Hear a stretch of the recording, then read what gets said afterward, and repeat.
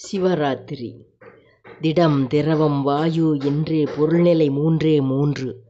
சூரியன் சந்திரன் அக்கினி என்றே ஜோதியும் மூன்றே மூன்று. தேகம் மனம் ஜீவன் என்றே இருப்பும் மூன்றே மூன்று. மாயக்கலையின் அதர்வனம் தவிர்த்தால் வேதமும் மூன்றே மூன்று. ஆக்கல் காத்தல் அழித்தல் மூன்றும் செய்யும் தேவர் மூன்று. அன்றொரு நாள் ஆக்கல் புரிவான் பிரம்ம தேவன் ஆணவம் செய்தது வம்பு.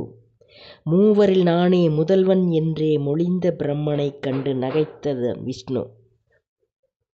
அடே அடே நீயே படர்ந்த எந்தன் பதுமத்தின் மேலே கிளர்ந்த கமலத்தில் பூத்தனையே என்றான். ஏளனம் கிளறிய கோபம் மீற பிரம்மன் குதி குதி என குதிக்க அங்கு அதிர்ந்து வந்தானே சிவனே. நடந்ததை கேட்டு நகைத்த சிவனே என் முடிகாண முடியுமா என்றானே. இருவரில் எவனோ முதலில் காண்பனோ அவனே முதல்வன் என்றானே.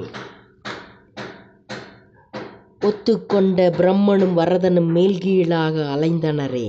முடிகாணாமல் சோர்ந்த பிரம்மனை கண்டித்தும் அடிவீழ்ந்த விஷ்ணுவை அணைத்தும் இருவருக்கும் அடிமுடி ஒன்றாக ஜோதி வடிவாக காட்சி தந்தானே சிவன். சிவராத்திரியே அந்நாள் நடுநிசி திருநாள் பண்டிகையே சிவராத்திரி விழாவை. ஓம் நம சிவாய.